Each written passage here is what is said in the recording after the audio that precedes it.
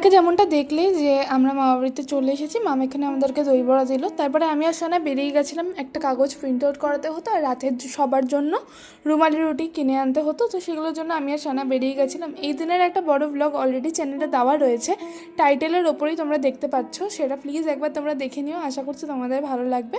এসেই আমরা বসে গেলাম সবাই মিলে তত্ত্ব গোছাতে। এই সময়টা ভীষণ মজা হয়েছে।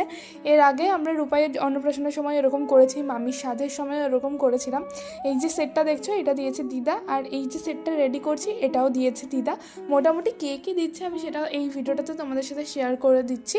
এখানে মামাই আর সোনু দিদি মিলে একটা ফলের ট্রে তৈরি করছে, আমি আর সানা মিলে ওইদিকে থালাবাটি সেটগুলোকে সেলোটেপ দিয়ে লাগাচ্ছি, আর বোন সমস্ত সেলোটেপগুলোকে কেটে কেটে চেয়ারের মধ্যে সেট করে দিচ্ছে, যাতে করে আমাদেরকে নিয়ে এইসবগুলো করতে সুবিধা হয়। প্রথমে ভিডিওগুলো সব টুপা দিদি করে দিলাম, এখন সব এই ভিডিওগুলো মা কি দিল সেটা নিয়ে নেক্সট পার্ট আসছে, তোমরা চ্যানেলটা সাবস্ক্রাইব করো।